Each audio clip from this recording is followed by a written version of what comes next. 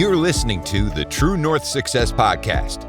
Real stories of personal, professional, and financial wins from Alberta's best. With your hosts, Gary Ma and Amy Kim. Hi, everybody. Welcome back to the show. Today, my special guest is Brad Hayes.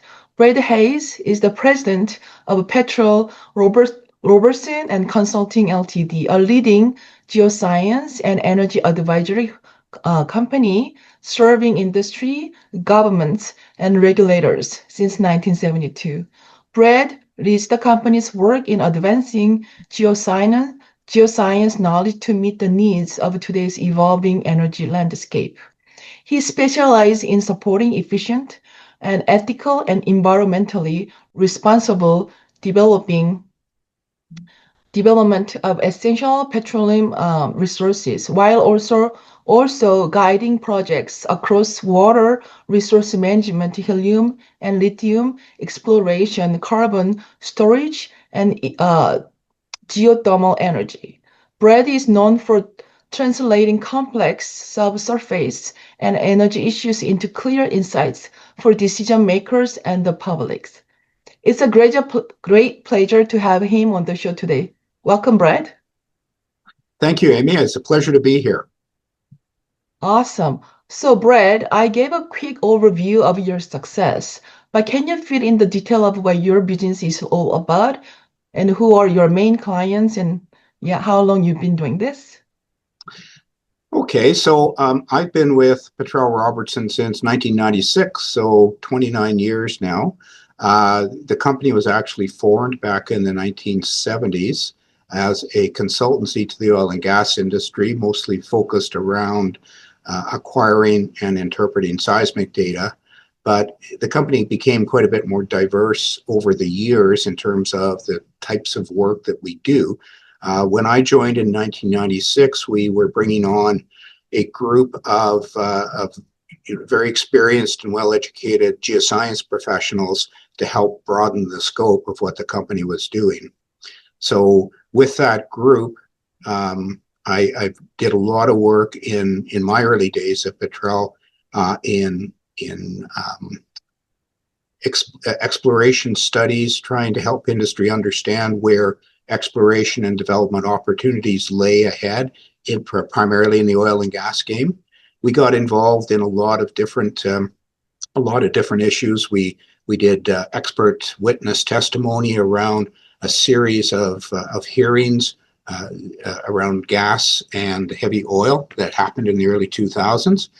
And as the industry evolved throughout the 2000s to date, we've had to evolve too. We've added a bunch of different types of expertise, some specialist geoscience expertise, some engineering expertise. Our clients are a wide range of energy companies. Back when I started, almost entirely oil and gas companies. But as we've seen more alternative energy type of companies start over the years, we've helped them out as well. Just about anything to do with geoscience and engineering underground.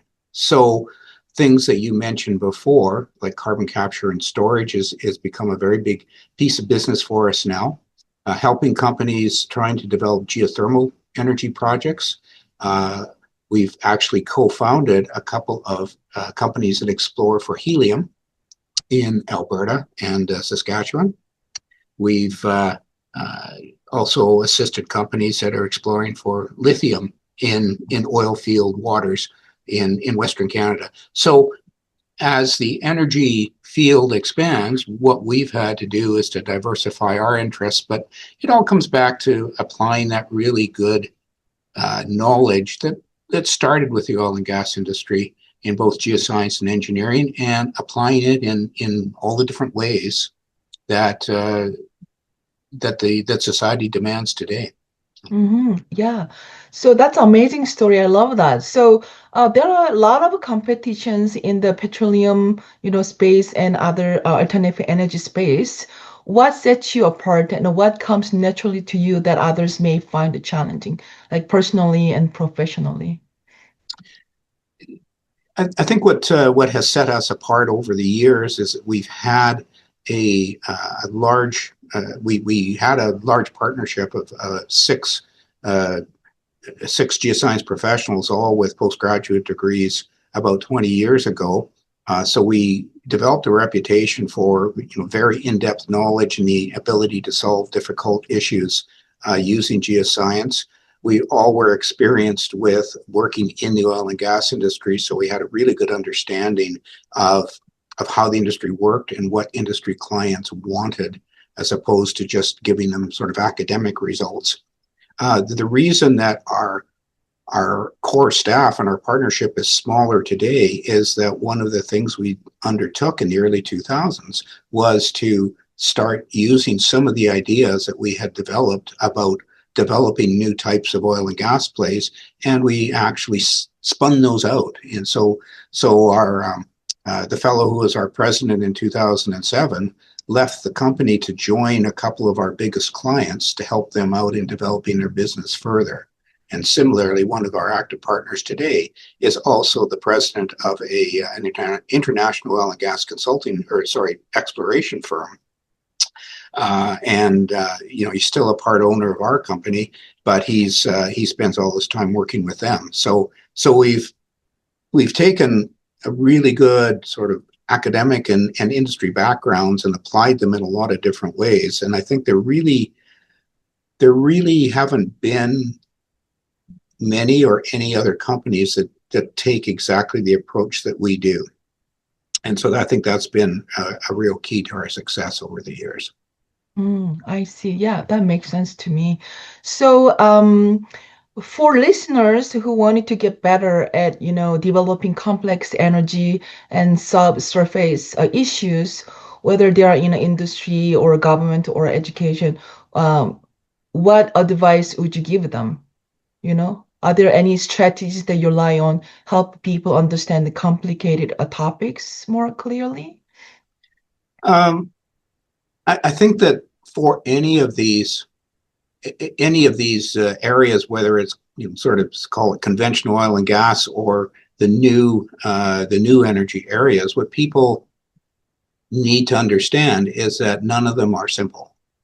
There's a lot of you need to engage people. For example, if you're doing geothermal or carbon capture and storage and so on, you need to engage people that are very well educated and experienced in the subsurface, because there are no easy answers. I see all sorts of chatter on media like LinkedIn and things like that, where people claim that they know all of the issues or all the problems around, let's say, carbon capture and storage or things like that. And it's very apparent that most of these people really, they don't understand what the processes are, what they involve, and what some of the challenges are in doing them.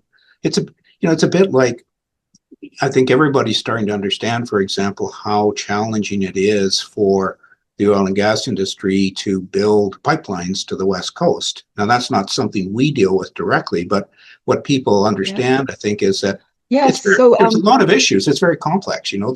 We have the First Nations that have things to say. People are worried about the environment. People that want projects to go ahead. The regulators, the investors. There's so many talents and things that have to come together to make something happen.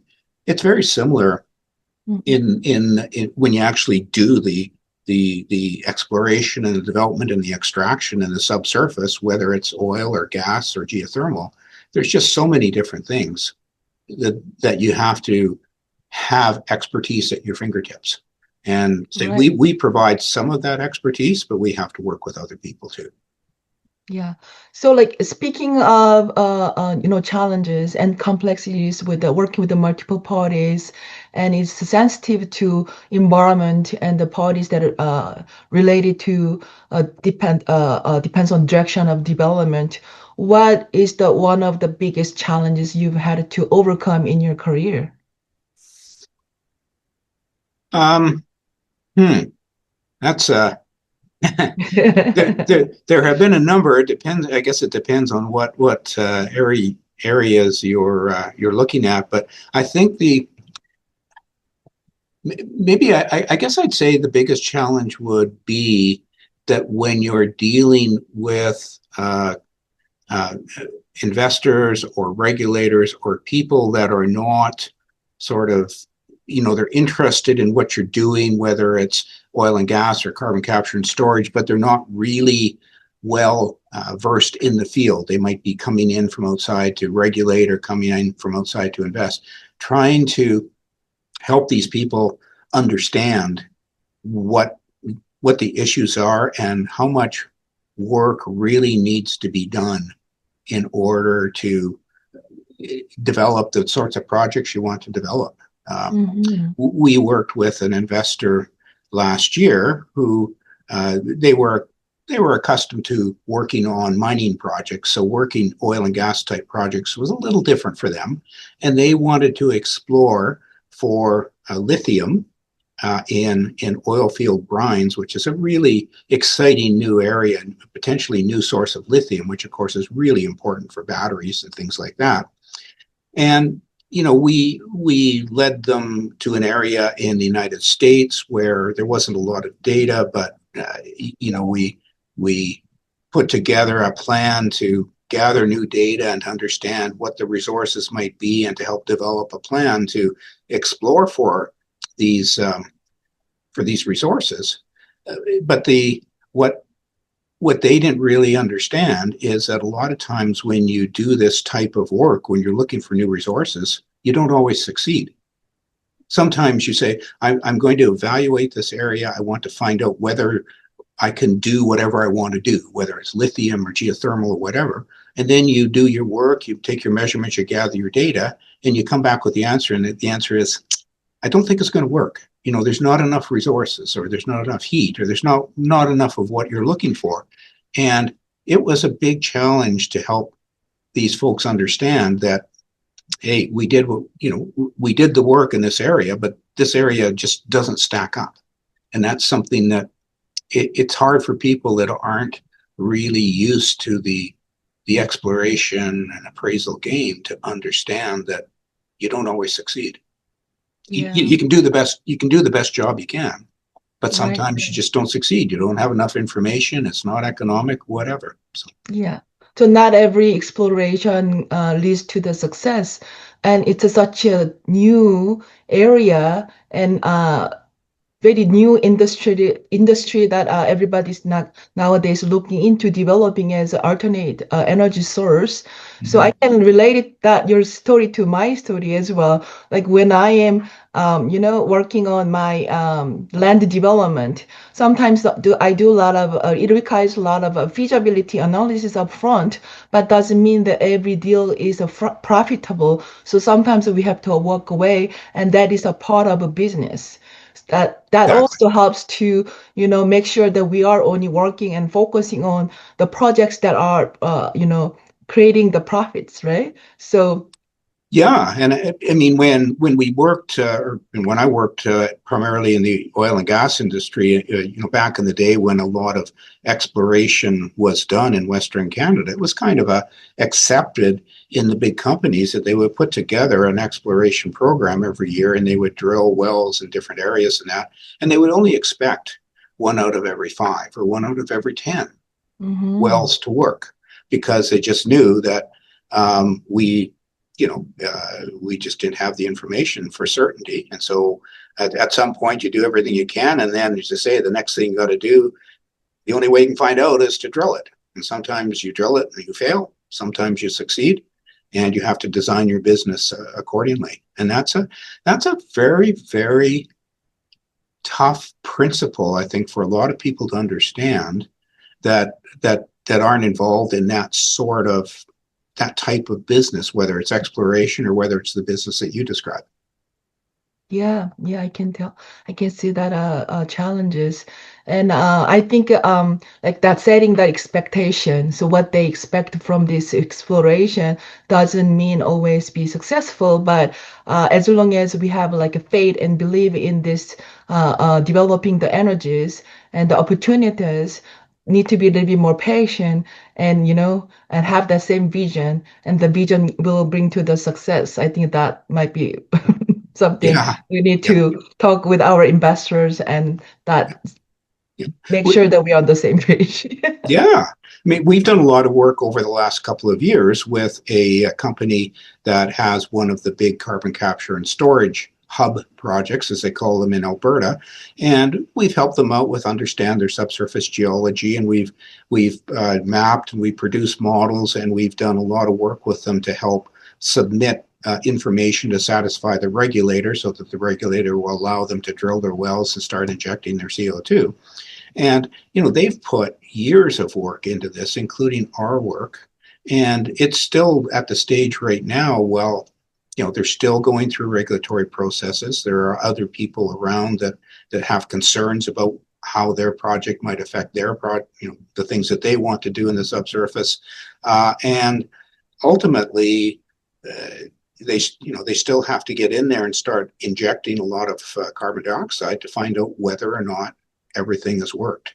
And I think it will. I hope it will. Everything looks great, but we won't know until they've done it. There's some history behind it. Yeah, I think it's worth it to exploring because, like you mentioned, helium and lithium is our future energy and would need a lot of, the use cases for the batteries and the EVs like that. So I think it's definitely worth it to explore for sure.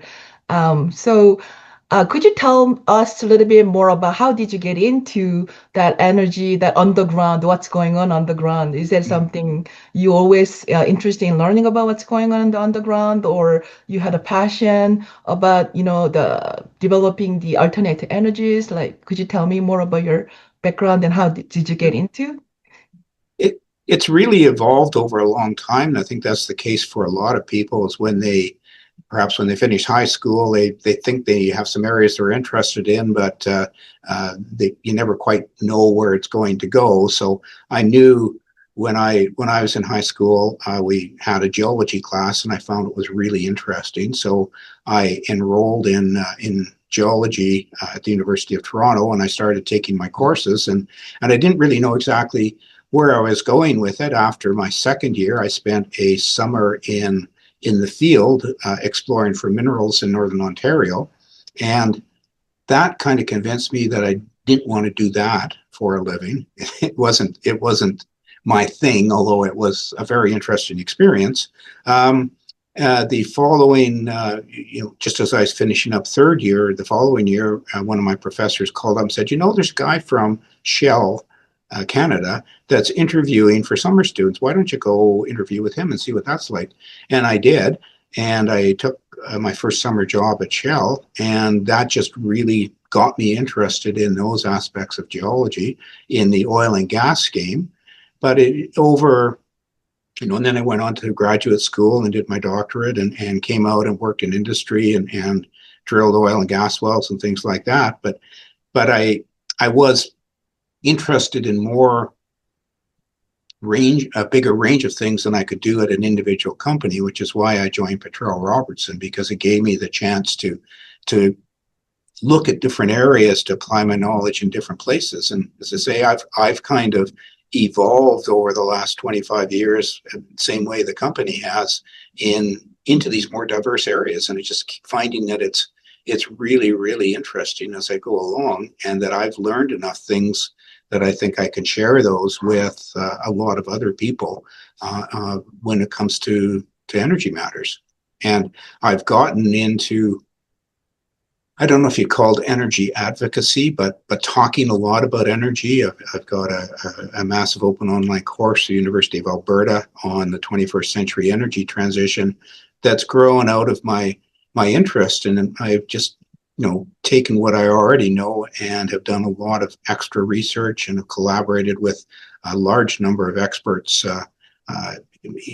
in Western Canada to understand what they do and the ins and outs of the energy picture. And it's just, again, it's such a big, fascinating game that, yes, I think I've developed a passion for that. And that's probably even after I retire from sort of the active consulting game, I'll still be really interested in energy and talking about it. Yeah. Well, like recently I watched the YouTube about like why Elon Musk was so focused on developing energy like batteries. Like I was learning about the number of robots in the future going to be more than the number of people on Earth. So then by the time we will need a lot of energy and a lot of electricities. I think that's why a lot of companies and then the countries are very interested in, finding and locating those energy, the future energies.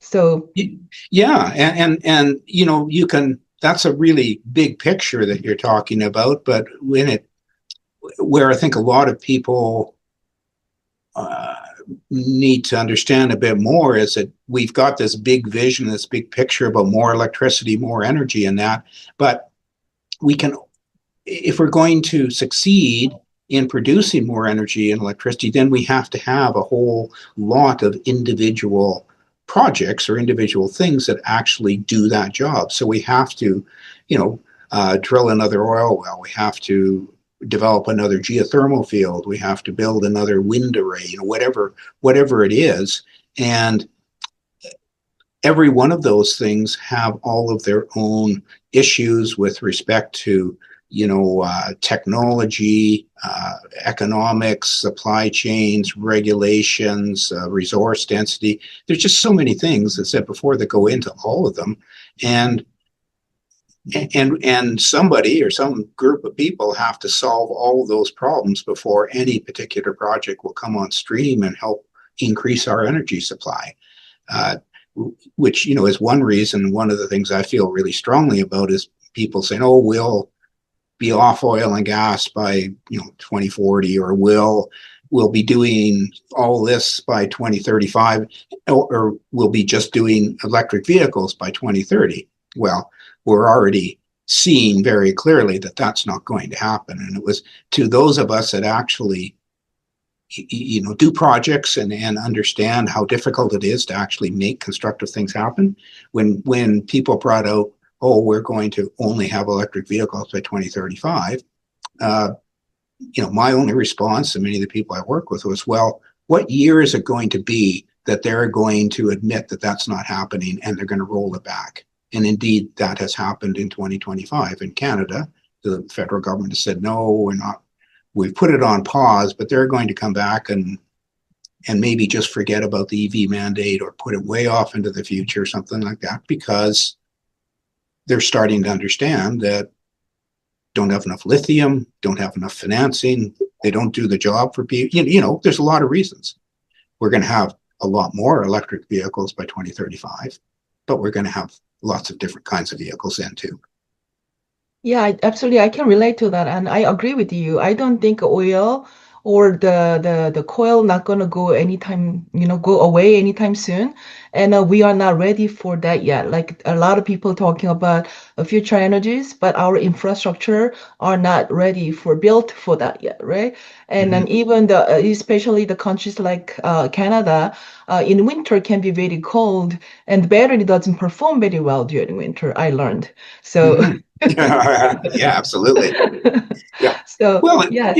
and we're seeing that lesson every day. I mean, there's lots of people now that say, "Well, geothermal is going to be a wonderful electricity source, and it's cheap, and we can do it anywhere, and so on." And the fact of the matter is, no, you can't do it everywhere. You can only do it in certain places. The total geothermal electrical capacity of the entire world is less than Alberta's power grid. Alberta's power grid's got about 23 gigawatts of capacity, and the electricity in the whole world from geothermal is about 16 gigawatts. So, it works in some places. It doesn't work in others. There's been, and we've worked with companies in Saskatchewan and Alberta and BC that are trying to develop geothermal projects in Western Canada. But Western Canada is not a good place for geothermal. It's just not. It's not hot enough underground. Some of the geology that makes us really good for oil and gas makes us really bad for geothermal. And yet people will continue to say, "Oh, well, we'll have all this geothermal in Western Canada." Well, no, we won't, because the resource isn't there. Exactly. So, and it's the same, with lithium, lithium for batteries. I mean, if we are going to have as many batteries to power all the electric vehicles that people envision, or to create all of the batteries to back up our electrical grid so that we can run on more renewable energy, then we're going to have to produce 5, 10 times as much lithium every year as we do right now. And lithium it's a very, very environmentally challenging mineral to extract. You either do it in open pit mines, or you do it like in the high Andes in Chile. There's lithium rich waters just under the ground, and so they pump them up the surface, and then they just let them spread out on the desert floor and evaporate, and sooner or later they can pick out some lithium minerals. Well, you can imagine that if anybody lived around there, they wouldn't be very happy about these great big salt lakes. So you're not going to expand lithium production very much that way. It takes a long time to do an open pit mine. So these projects that we've got in Western Canada to extract lithium from oil field brines are very, very exciting projects. I mean, people have done a lot of really good work and put tens of millions of dollars into running the models and testing the technology and drilling the test wells and things like that. And it may well be super successful, and it'll be based on our oil field science and technology, but it hasn't been proven yet. We don't know if it's going to be economic. Depends on the markets. Exactly. Yes, I totally agree with you. So instead of just try to force the one way, which is battery and the solar panel, that or the energies, we should find a way to go with coexist with the old way of which is oil and petrol as well, so Mhm. that and then also consider all different aspects of the countries, and then the environmental reasons, and then the complexity of the politicians as well, right? So Yep. I think that's where it should be going, rather than just forcing one way. This is the only way we go. It doesn't allow it to be more unique and diversity in the different situations, right? Mhm. So, Mhm. mhm. Yeah, and so many, there are many people around that envision a different future in terms of energy based on advances in technology that they think might happen. And technology in all areas of energy has been wonderful. So, we're so much more efficient with solar panels. We drill our oil and gas wells so much more efficiently and cheaply than we used to. We're making gains everywhere, but we can't. It's sort of, you can't just say, oh, we'll be this efficient by this date, or because you've actually got to do the things to get you there. If you say we're going to be producing 10 times as much lithium today or in 2030 as we are today, well, you can only tell me that if you can show me what the projects are that are going to produce all that lithium. Otherwise, you're just waving your arms. And there's a lot of arm waving going on with those things. And similarly with the electric vehicle technologies, and hydrogen is a really interesting area. We have because there's now based on our geoscience knowledge, there's more than 100 companies around the world that are exploring with the drill bit for hydrogen. They feel that there may be accumulations of hydrogen gas underground that we can explore for and drill for and produce it just like natural gas. And wouldn't that be great? Because everybody wants to burn hydrogen instead of natural gas because of the carbon footprint's very low. But there's a company in Saskatchewan that advertises that they just drilled the first hydrogen well in Canada, and they actually just finished that well last week. And it's really interesting to follow their progress in that, because they're trying to build on their success, but you can see that it's going to take them a long time. They're going to have to learn. They're going to have to drill a lot of wells before they figure out whether or not they can really produce the amount of hydrogen. Their first well did not, flow a bunch of hydrogen gas to the surface, but they learned a bunch of things. And they'll continue to learn, and people will continue to spend their money to try to develop that area, but it's going to take a fair bit of time.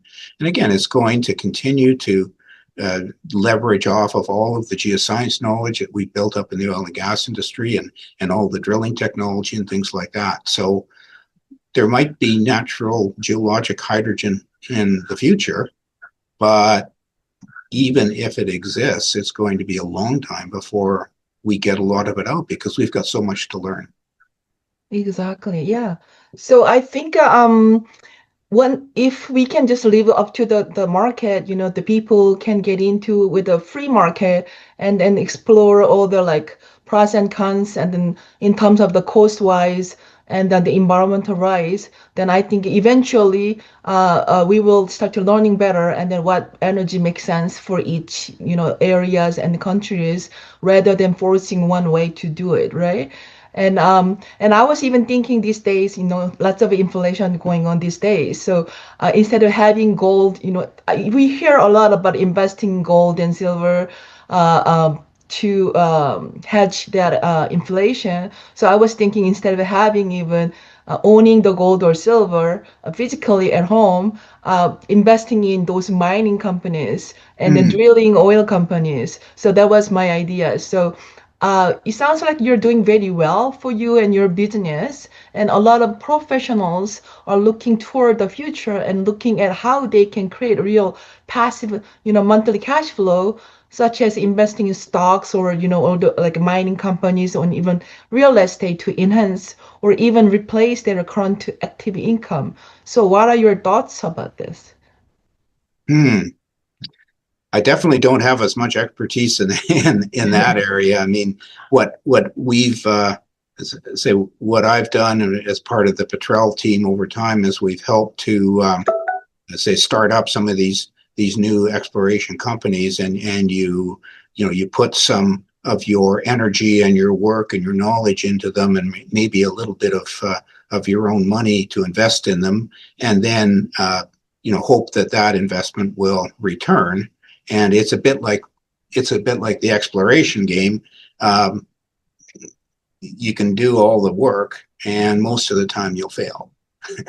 It won't be economic. You won't discover the resource you need, and so on. But you're counting on every once in a while you'll have a big success, and that will carry it. And so one of the companies that we helped to found almost 20 years ago has been working away in Germany and in Poland to explore for oil and gas.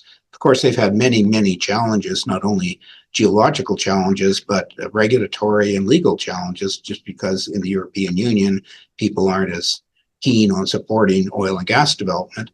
But after almost 20 years, last year, they finally made a very big discovery offshore Poland of oil, and now they're looking to develop that discovery. So there's one of those, if you want to call it, high risk, high reward ventures that have paid off. I guess for me, investing in high risk, high reward ventures like that is maybe acceptable, because a lot of what I'm investing is my time as opposed to my money. And if when I have my own money to invest in things, well, that's a question we often ask ourselves in the exploration game. Whatever you're exploring for, is it, would you put your own money into this? And lots of times the answer is, it's awfully risky. I don't know if I would or not. So I'm not sure I answered your questions. It's very challenging sometimes to figure out, where you should be investing. But I think a lot of the things that we learn in the exploration game, it can help make you, or help you understand what risk is with respect to investing in different things. And maybe we know how to look at risk a bit more quantitatively and perhaps dispassionately than some investors do. It's so easy to get attracted to ideas that sound great. Maybe they sound like they're great for the environment, or maybe they just sound like they'll be the next wonderful thing. And if you don't think really hard about the risks involved and, well, what could go wrong? Why could it fail?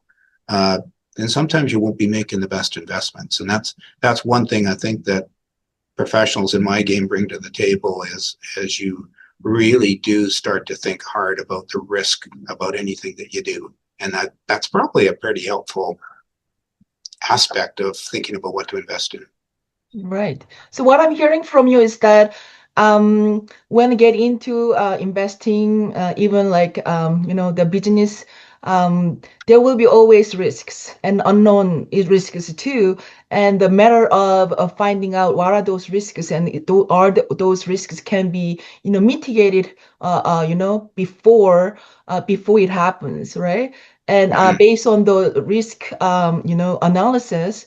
And as long as we learn about those risks and what we can do about this before, then it can be a good investment. That's what I'm hearing from you. Awesome. It's certainly an important piece of the puzzle. Absolutely. Awesome. So as we are wrapping up our interview, what exciting plans or initiatives do you have in the work for the next 6 to 12 months? I think we're looking at a lot of potential changes. We do have one or two very long-term projects, long-term for us, a couple of years on assessing. One project we're involved with is assessing the carbon capture and storage potential offshore Nova Scotia. So we're building on the knowledge that industry created throughout the 1960s through the 2010s when there was a lot of oil and gas drilling there. That's a big, exciting project. We're going to continue to be involved with that. Some of the other things over the next 6 to 12 months, well, have some thoughts. I don't have any I can talk about right now, but one thing what I do realize that at some point, even when you really love what you're doing, you do have to start scaling back and thinking about someday I'm going to retire. So I'm getting to somewhere close to that in my career too. And many of my colleagues have retired, but there's still a number of us that are really passionate about what we do and really interested, and me maybe not really sure what we would do if we didn't come to work. So I think I'll continue to keep my eyes open for opportunities in the consulting game and see what comes up. Awesome. So Brad, thank you so much for your time today and sharing some of your great insights and tips with us. So it was a great pleasure to have you on the show today, Brad. So if people would like to connect with you, how they can get a hold of you? I'm on LinkedIn. You can find me pretty easily there. There's a few Brad Hayeses on LinkedIn. I'm not the baseball player. I think you can find me pretty easily. Or my company is Petrel Robertson Consulting. You can Google that and find my contact information. Awesome. Thank you so much, Brad, for today. Thank you. My pleasure. Want to share your success story? Apply to be a guest at truenorthsuccessshow.com/guest. We'd love to hear from you.